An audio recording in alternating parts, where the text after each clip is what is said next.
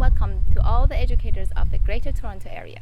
So by now you know that gardening season is not over and there's still a lot of activities that you can do with the kids that connects them with garden and gardening. That fall is harvest time and also preparation and planning time.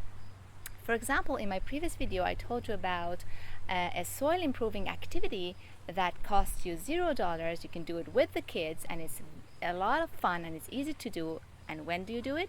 In fall. In my first video I told you about seed harvesting activities as well as a not harvesting seeds activity that you can do with the kids. That's again a lot of fun, a lot of education goes on with those activities, and guess when you do it? In fall.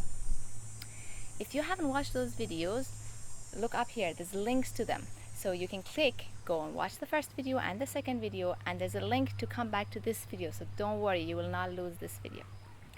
I am Leila Mireskandari, your edible gardening teacher, and in this video I'm going to tell you all about what I do, what outdoor planting and also what indoor gardening activities I do in my fall edible gardening program with the kids, and you can take this information and use it in your classrooms. Fall is a good time to plant bulbs. In my fall program, we plant garlic, cloves, daffodils and tulips with the kids in the second half of October. You can also plant sunchokes, which are a perennial tuber, and the tubers are very nutritious. This gives me the opportunity to teach the kids about edible plants such as garlic and sunchokes, as well as non-edible flowers such as tulips and daffodils. I also teach them that bulbs would like to be dormant or sleep over winter so that they are stronger in spring. We make sure that we plant garlic away from daffodils so that in spring we don't make a mistake between them, since one is edible and one is not, and we mark the space too. A salad green that you can plant in fall is arugula. Arugula likes it cool, and when do you do that? Right about now, when you're back to school in September. You can plant it all the way to mid-October and harvest it in a month and a half, meaning until end of November. Believe it or not, you can still plant leaf lettuce up until mid-September and harvest it up until mid-November. If you seed radish right about now until mid-October, then you can harvest it until mid-November too. Spinach too, same as radish. These are cool loving vegetables. Some of them don't do very well in summer at all, and they're also very short maturing, so you get to harvest before freeze. Make sure you put them in a sunny spot, and when it gets cold, not right now obviously, when it gets cold, cover them so that you protect them from freezing wind, and they'll do just fine. Generally, the way I run my fall program is like this. In the first weeks, when the weather is better, I take the kids outside for the soil improving activities that I told you in my second video, and for harvesting seeds and food that I told you in my first video, as well as planting, just like I'm telling you in this video. And when the weather changes and it gets colder, we spend a lot more time doing activities such as covering the plants, watering them, and indoor learning activities about seeds, soil, water, beneficial insects and animals, trees, the earth, how to protect it, and composting, worms, sprouting seeds, growing microgreens indoors, and also making seed balls. So a sprouting kit that I make personally in my classrooms with the kids, I'll show you how I make it. You need 3 of these, which you can get at the dollar store, and one of them, for every child you'll need 3. One of them stays untouched. One of them you poke holes in it, as you can see in this one. So you make a strainer out of this one with holes. And the third one, for every child you take 2 popsicle sticks like this, and you run it through in a way that there is a little bit of a gap between the popsicle stick and the bottom of your container. Why? Because you need airflow to go through in between the bottom of your container and the popsicle sticks. So and also a piece of kitchen aluminum paper. And you also poke, I don't know if you can see, a few very small holes in here too. So the way we do it with the kids is like this. So you take the one that you made a strainer out of, the one with the holes, and you put it in the one that's untouched, the regular one, like this. You pour your seeds. This is lentil. Now we're sprouting lentil, let's say. You put the lentil in here. Water, add water because we're soaking it overnight. So, and you put this, you can do this activity at the end of your classroom, for example, as the last activity, and then overnight it soaks in your classroom, and when you're back in the morning you can continue with the activity. So let's say that we soak this overnight and then we're back in the morning. You go to the sink. Obviously I'm in the garden, so it's okay to do it right here, but you go to the sink, you strain it out, all the water out, and this one too, we don't need it.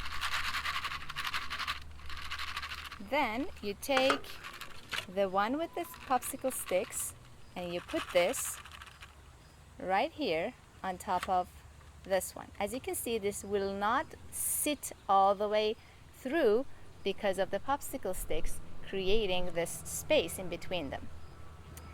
The reason we do this is that you're creating an airflow, which is called convection, and this convection actually, what it does is that it helps the seeds to sprout faster. So you leave that in your classroom in room temperature for 6 to 8 hours, or even a little bit longer. That's okay, it's not rocket science. As soon as you see the tails of the sprouts coming out, that's when you want to put them in the fridge, because those are your sprouts and they're ready. If you take a lentil, lentils, like any other bean, is really, really hard, and there's two ways that you can eat it. You either cook it or you sprout it. So when you test your sprouts, they will be actually very, very soft and delicious. Anyway, make sure you try it. So in the morning, after 6 to 8 at least hours, or even a little bit longer, when your sprouts are out and you can see them, you take it, you put it in the first container, which was untouched, the regular one, like that, and then you cover it with the piece of kitchen aluminum paper that you poked a few holes in, because you still want some air to go in there, like that, and this goes in the fridge. So this is an activity that's wonderful to do with the kids. It teaches them about a gardening that they can do in wintertime indoors, because you cannot do gardening outdoors. It teaches them about producing a food that's packed with nutrition and energy. It's a wonderful food, and it gets them familiar with the taste of sprouts, which is also wonderful. And you can actually make this with really little money. These are really, really cheap. You can take them from the dollar store. There's no plastic involved. There's no waste involved. It's actually a wonderful, wonderful craft that you can make with the kids. Now, let me tell you about seed ball making. Seed ball making is another activity that's wonderful. It's a lot of fun. It's a little bit messy, so for the creative, artistic kids, it's really wonderful to do. The material that you need for this are this. You need compost, you need your seeds. So it's essentially 1 part seeds, 5 parts red powdered clay or terracotta clay, 3 parts compost, and approximately 2 parts water, which you add little by little. Now you mix them all up together, which gives you a paste with the consistency of a cookie paste.